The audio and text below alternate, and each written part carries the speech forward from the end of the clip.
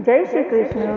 अधिक मास पुरुषोत्तम मास मल मास महात्मा कथा अध्याय 17। नारद जी बोले, हे कृपा के सिंधु, उसके बाद जागृत अवस्था को प्राप्त कर राजा दृढ़दंडवा का क्या हुआ सो मुझसे कहिए, जिसके सुनने से पापों का नाश कहा गया है। नारायण बोले, अपने पूर्व जन्म के चरित्र को सुनने से आश्चर्ययुक्त तथा और सुनने की इच्छा रखने वाले राजा दृढ़दंडवा से वाल्मीकि ऋषि फिर बोले। वाल्मीकि मुनि बोले, इस तरह स्त्री के मुख से शीतल वाणी को सुनकर सुदेव शर्मा धैर्य धारण कर हरि भगवान में चित्त को लगाता हुआ दीर्घ श्वास लेकर दिनमुख सुदेव शर्मा जो होने वाला है वह होगा, यह मन में निश्चय कर पुष्प समीधा आदि के लिए वन को गया। इस प्रकार करते उस सुदेव शर्मा का कितना ही समय व्यतीत हो गया। बात किसी दिन समीधा कुश फल पुष्प आदि के लेने के लिए वन को गया। वहां जाकर सुदेव शर्मा मन से हरि भगवान के चरण कमलों का ध्यान करने लगा। उसी दिन उसका लड़का सुखदेव अपने मित्रों के साथ बावली को गया। बावली में प्रवेश कर समवयस्क मित्रों के साथ जल यंत्रों से जल फेंकता हुआ और बार बार हंसता हुआ खेलने लगा। गर्मी के ऋतु में बार बार जल में खेलता हुआ हर्ष को प्राप्त हुआ। इस तरह प्रेम में मग्न सब बालकों से खेल करते हुए अथाह जल में खड़ा हुआ। वह सुखदेव बालक मित्र बालकों से पीड़ित होकर मित्र वर्ग के भय से भागने की इच्छा करता हुआ और भाग्य से प्रेरित हो अपने श्वास को रोककर अपने मित्रों को छलने की इच्छा से वहां अथाह जल में गोता लगाया, किंतु उस जल में व्याकुल होकर उससे बाहर निकलने की इच्छा करता सहसा उस अथाह जल में वह बालक मृत्यु को प्राप्त हो गया। जल से निकलते हुए बालक को न देखकर वे सब समवयस्क मित्र बालक चकित होकर हाहाकार करते हुए बहुत जोर से दौड़े और अत्यंत शोक से ग्रस्त वे बालक उसकी माता गौतमी से जाकर बोले। उन बालकों के अत्यंत अप्रिय वज्रपात के समान वचन को सुनकर पुत्र में प्रेम करने वाली वह गौतमी तुरंत पृथ्वी पर गिर गई। उसी समय वन से सुदेव शर्मा आया। पुत्र का मरण सुनकर कटी वृक्ष के समान पृथ्वी पर गिर गया। बाद दोनों ब्राह्मण स्त्री पुरुष उठकर बावली को गए। वहां जाकर मृत पुत्र का आलिंगन कर उसके शरीर को गोद में लेकर सुदेव शर्मा बारंबार पुत्र का मुख चूमने लगा।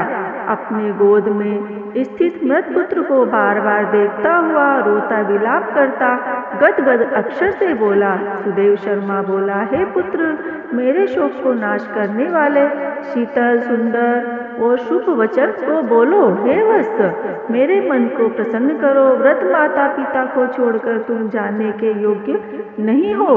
हे वत्स, वेदाध्ययन के लिए तुम्हारा श्रेष्ठ मित्र बुला रहा है और बड़े हर्ष से पढ़ाने के लिए उपाध्याय तुमको बुला रहे हैं। हे पुत्र, शीघ्र उठो। इस समय क्यों सो रहे हो?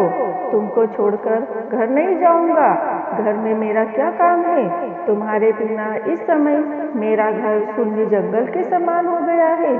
तुमको फल मूल प्रिय हो तो मेरे सामने उठो। यदि नहीं उठोगे तो वन को नहीं जाऊंगा।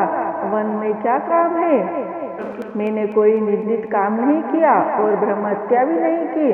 फिर किस कर्म के फल से मेरा पुत्र मर गया?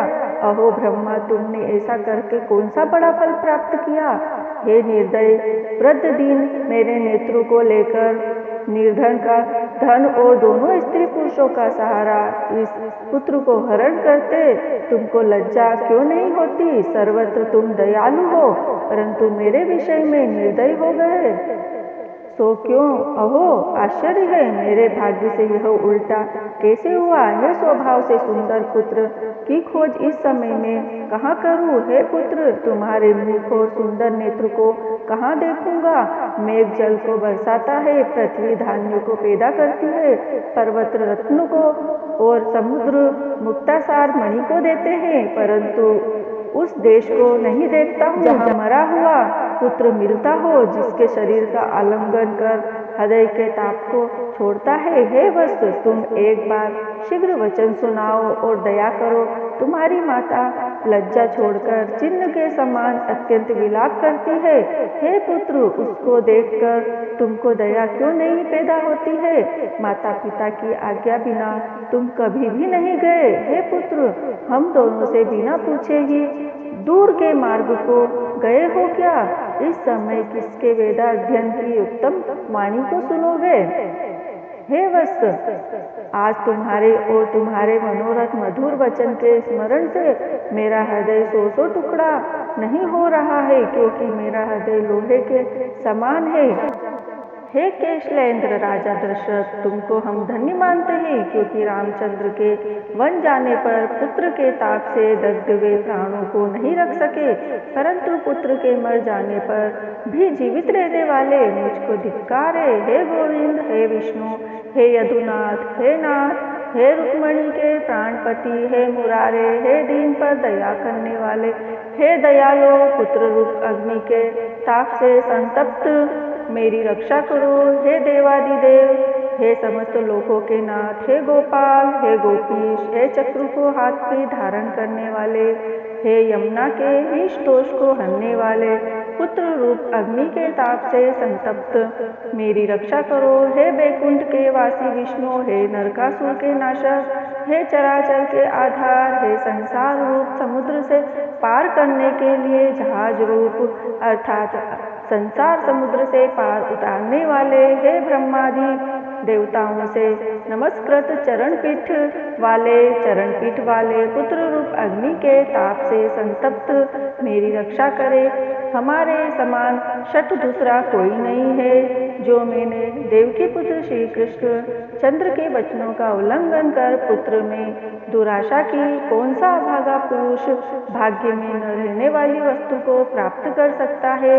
इति श्री वदनादि पुराणे पुरुषोत्तम मास 5 में 17 अध्याय संपूर्ण। पुरुषोत्तम भगवान आप सभी को खुश रखे, मस्त रखे, स्वस्थ रखे, सभी की मनोकामनाएं पूर्ण करे।